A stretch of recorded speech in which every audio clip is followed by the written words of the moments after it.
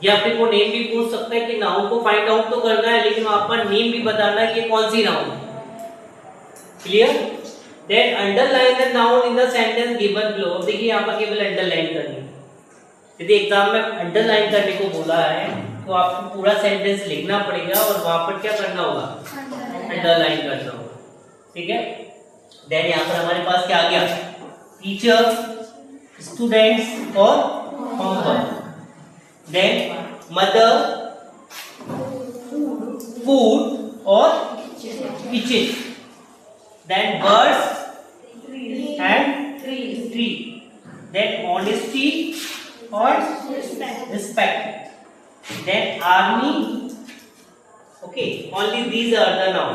तो हमें क्या करना था, यहाँ पर आइडेंटिफाई करना था नाउन्स को।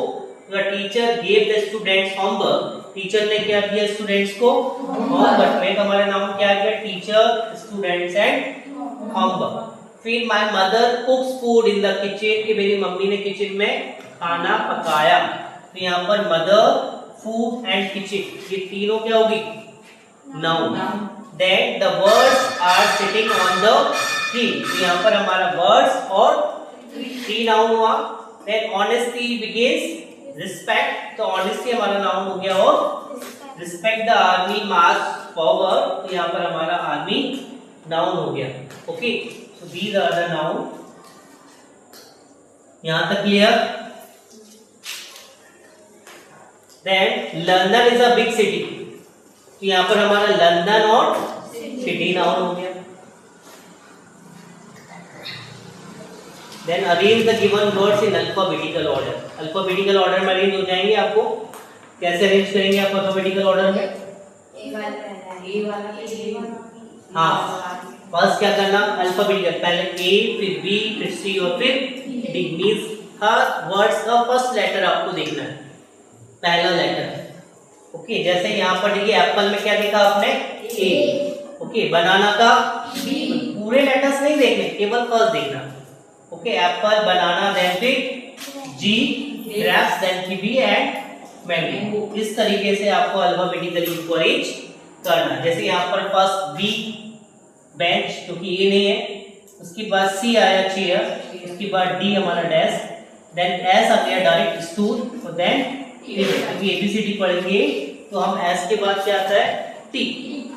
ओके, देन सेम वे यहाँ पर भी हम लोगों ने देखा बियर, यहाँ पर बियर को पहले लिखा हुआ है। Then elephant second number, first, second, then third lion, then fourth tiger and fifth zebra. Okay, in the same way हमारा नेक्स्ट ये सारी चीजें हमें ऑब्जर्व करनी है।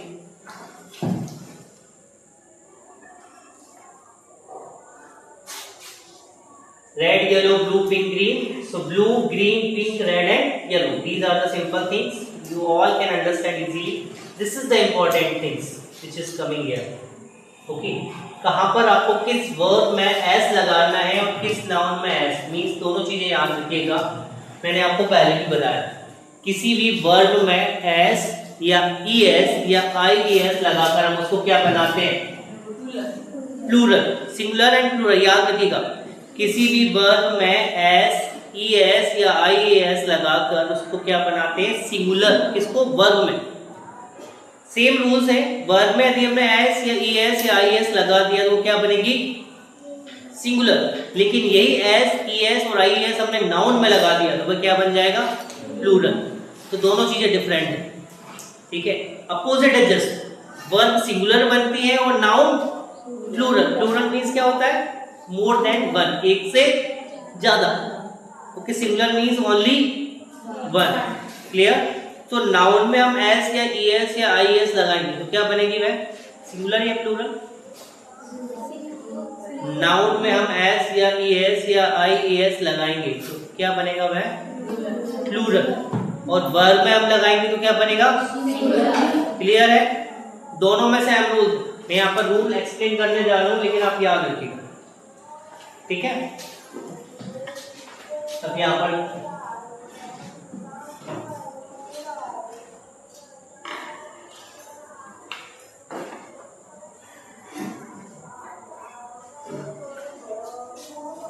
Okay, now adds S ES and IS, तीनों सिचुएशन देखिएगा। मोस्ट नाउन एंड, यहाँ पर नाउन के बारे में बताया जा रहा है। किसी भी नाउन में हम एस लगा देते हैं, किसी भी नाउन के बाद, जरूरी नहीं सभी नाउन में एस लगता है। कुछ नाउन ऐसी होती है जो उनका प्लूरल डिफरेंट तरीके से हम बनाते हैं, लेकिन जिस नाउन के बाद हम किस किस नाउन के बाद एस लगाएंगे वो भी देखेंगे, ठीक है। तो जिस नाउन में हम एस लगा देते हैं, उस एस लगाने के बाद वह नाउन क्या बन जाएगी, प्लूरल। लेकिन किस नाउन में एस लगाना ये देखिएगा पहले, ठीक है। पहली नाउन ऐसी देखना है जिसके लास्ट में ओ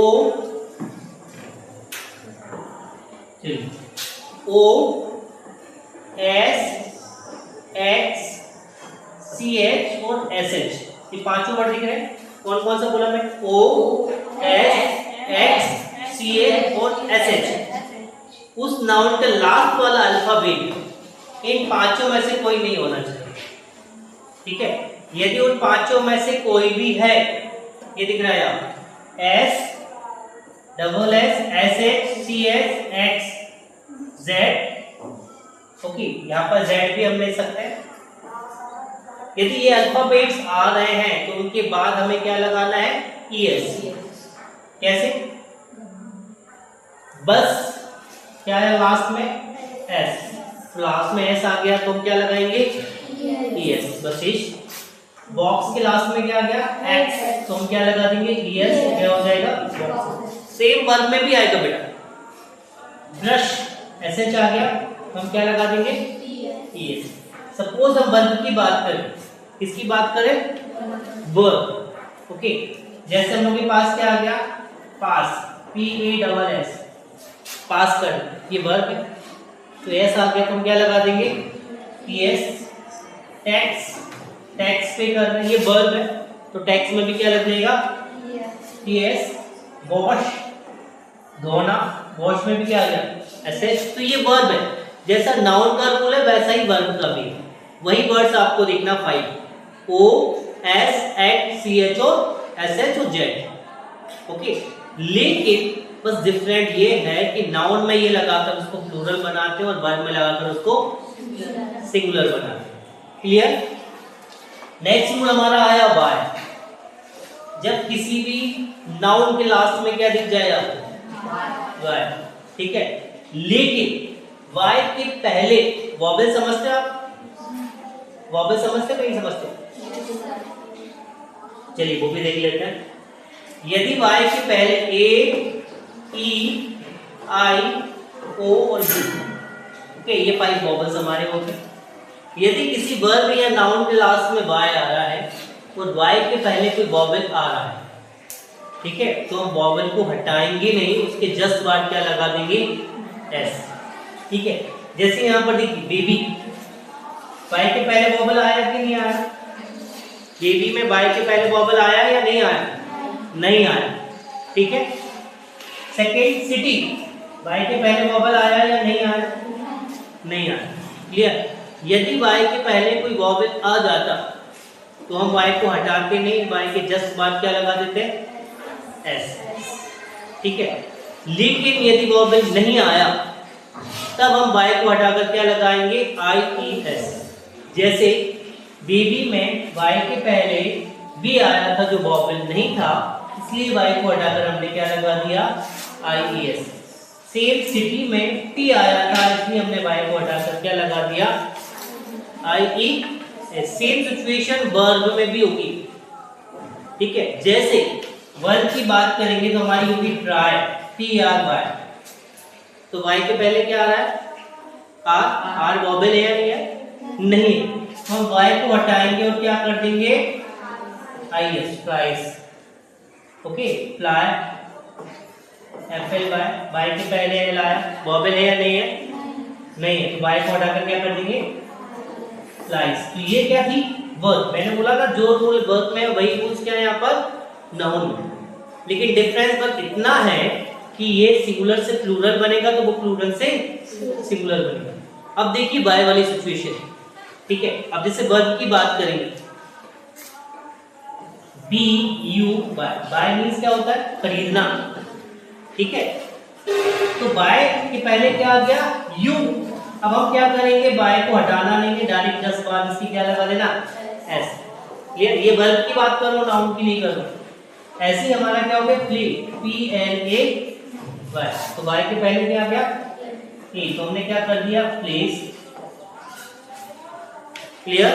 तो दोनों चीजें देखना है कि जिस नाउन या वर्ब के लास्ट में वाई आ रहा है उसके पहले वॉवल आ रहा है या नहीं आ रहा है। यदि वॉवल आ जाता है तो वाई को हटाना नहीं है, यदि वॉवल नहीं आ रहा है तो वाई को हटाना है।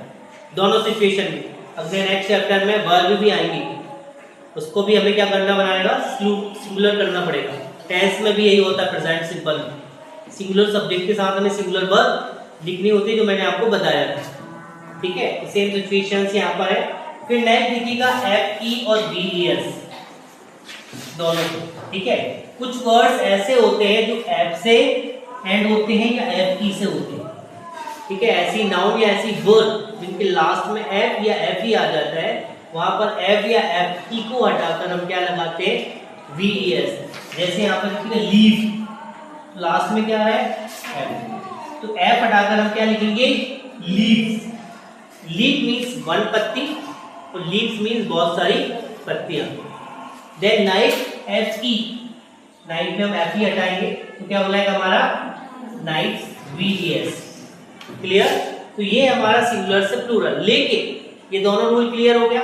ES लगाने का रूल क्या हमारा, जब किसी भी नाउन या किसी भी वर्ब के लास्ट में 5 वर्ड्स या 6 words O, S, X, CH, SS और Z ये आते हैं, उस वर्ब या नाउन के लास्ट में हम क्या लगाते हैं ES। फिर हमने Y वाला देखा कि जब किसी वर्ब या नाउन के लास्ट में Y आता है और Y के पहले कोई वॉवेल आ जाता है तो Y को हटाएंगे नहीं और Y के जस्ट बाद हम S लगा देंगे। लेकिन यदि वॉवेल नहीं आएगा तो Y को हटाकर हम क्या लगाएंगे IS। क्लियर? उसके बाद यदि लास्ट में F या FE आ जाता है तो हम F या FE को हटाकर उसकी प्लेस पर क्या लगाएंगे VES। और जब सारे रूल्स ये हो गए, इन सारे रूल्स के बाद जो भी वर्ब या जो भी नाउन बची है उनमें जस्ट केवल आपको S लगाना होता है। ये सारे रूल क्लियर है? इसके बाद जो भी वर्ब आएंगे या जो भी नाउन आएंगे उनमें आपको जस्ट उसके साइड में क्या लगाना है S। तो S लगाकर उसको सिंगुलर या फिर हम क्या बना देंगे प्लूरल बना देंगे। क्लियर? यहाँ तक कोई डाउट नहीं? अभी बता दीजिए हमें।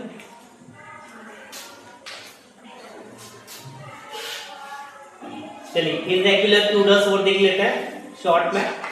इर्रेगुलर प्लूरल्स क्या होते हैं जो आपको समझना है।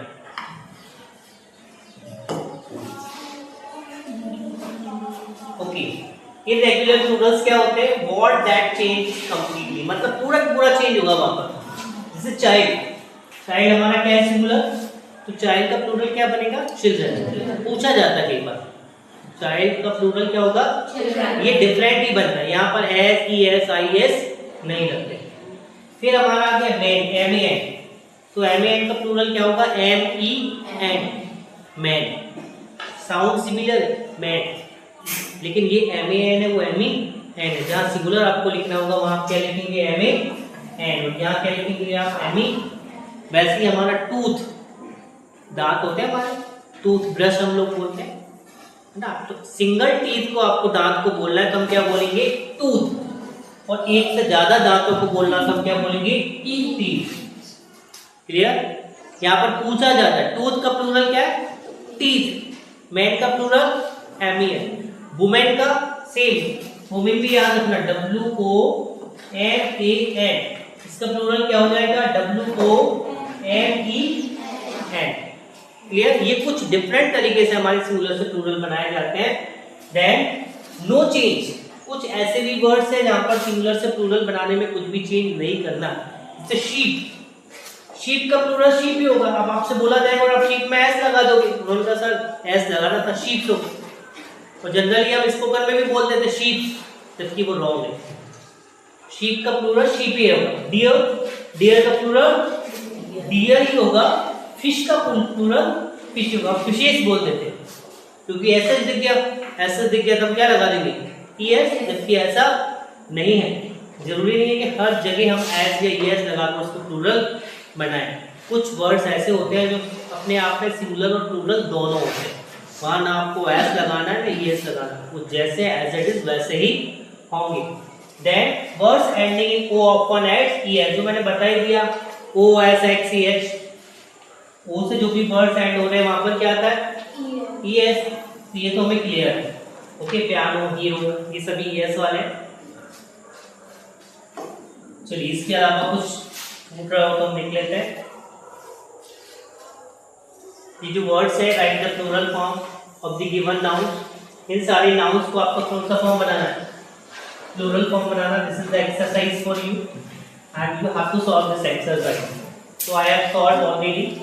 सिंगुलर वर्ड्स, बॉय, बॉय में क्या आ जाएगा, लास्ट में क्या आ रहा है, बाय के पहले क्या आ गया, ओ आ गया, मैंने बोला था। तो हम क्या लगा देंगे डायरेक्ट, बाय के बाद S. Then friend S, box, देखिए एक्स आ गया तो ईएस लगेगा, बॉक्सेस। देन ऐसा डिश, ईएस लगेगा, dishes. Then women, M E N आ गया तो क्या कर देंगे हम, M E N. Then watch, C H हमारा आ गया तो क्या हो जाएगा, वॉचेस। ग्लास, एस आ गया तो ग्लासेस। पोटैटो, ओ आ गया, पोटैटोस। अब यहाँ से कुछ नहीं आया तो हमारा क्या हो जाएगा, माउस का माइस होता है, याद रखिएगा ये, माउस का क्या होगा, जैसे मैंने बताया डिफरेंट प्लूरल भी बनता है। देन ब्रांच, सी एच आ गया तो क्या हो जाएगा, ब्रांचेस। तो हर जगह हमें याद रखना होगा, ध्यान रखना होता है सारी चीजें कहाँ पर क्या होगी। चलिए this is the exercise for you, बहुत सिंपल सा एक्सरसाइज है। हम यहाँ पर क्लियर भी कर देते हैं आप लोगों को सारी चीजें।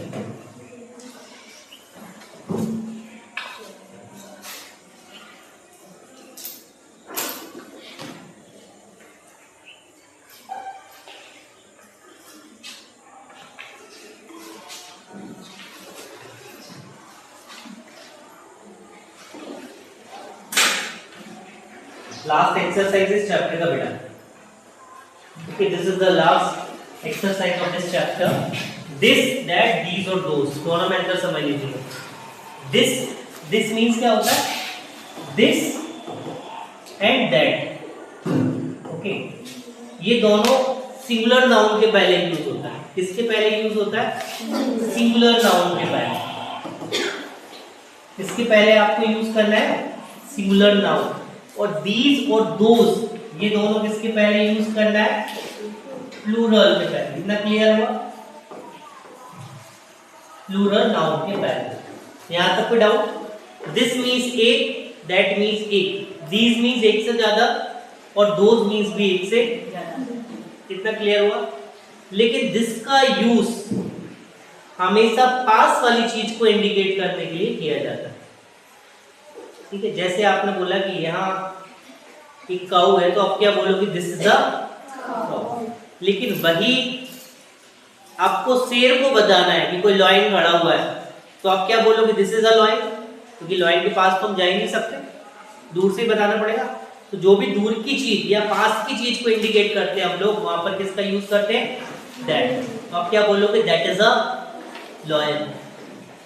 वो क्या है, लॉयन। दूर बताते हुए फिंगर हम लोग बोलेंगे दैट इज अ लॉयन। तो जो भी दूर की चीजें या पास की चीजें होती है और सिंगुलर होती है, वहां पर हम क्या यूज करेंगे, दैट। जो पास की चीजें होगी और सिंगुलर होगी, वहां पर हम क्या करेंगे, दिस। क्लियर, कोई डाउट यहाँ पर। दिस और दैट का यूज दोनों का सिंगुलर नाउन के पहले यूज होगा।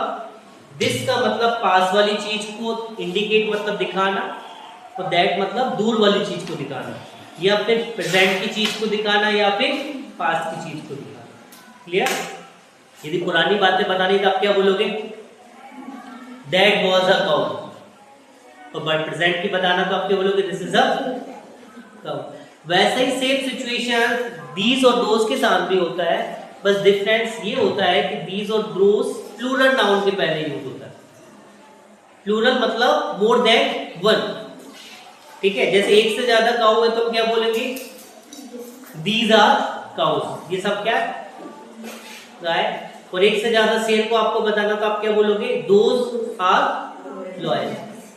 ओके, तो हमेशा याद रखिएगा कि जो प्लूरल होगा वो दीज और दोज से होगा। जैसे यहाँ पर दिया गया टेम्पल्स आर ब्यूटीफुल, यहाँ पर देखिए टेम्पल्स, क्या लिखा है आर, आर मीन्स प्लूरल है, और यहाँ पर टेम्पल में क्या लगा हुआ एस, मतलब एक से ज्यादा टेम्पल्स है।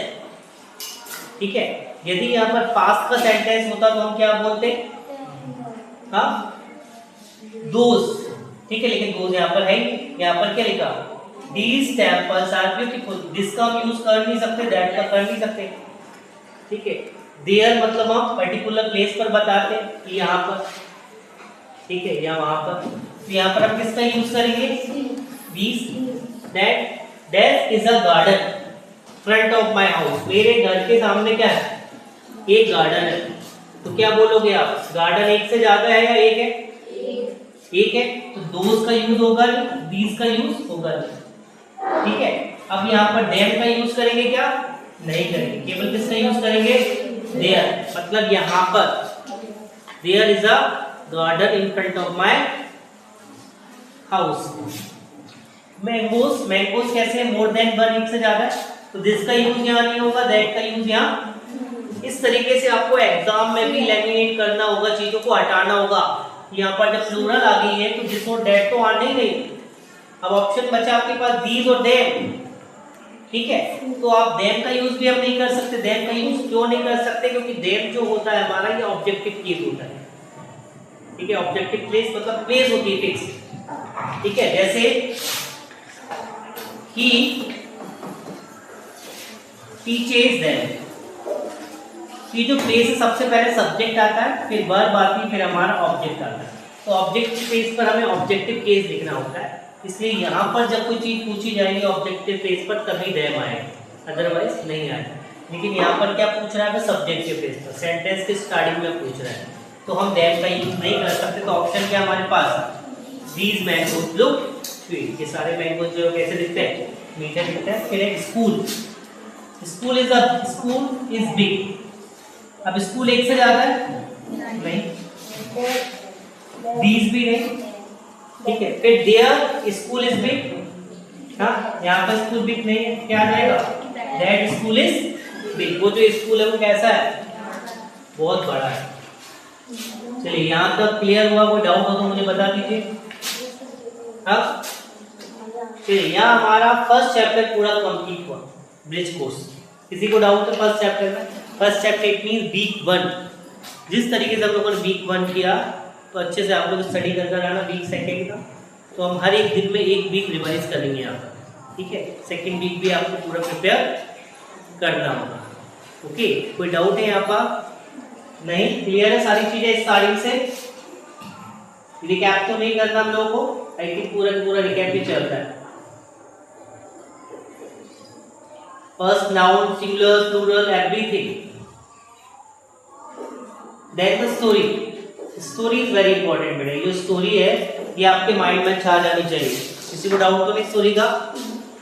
सभी को याद है स्टोरी कि यहाँ पर एक आंट थी, जो आंट पानी पीने के लिए, प्यास बुझाने के लिए वाटर रिसोर्स के पास, स्ट्रीम के पास गई। तो वहाँ पर जब तेज हवा चलने लगी तो आंट डूबने लगी। जब आंट को डूबते हुए डॉग ने देखा ना, और डॉग ने वहाँ पर एक पत्ती को छोड़ा।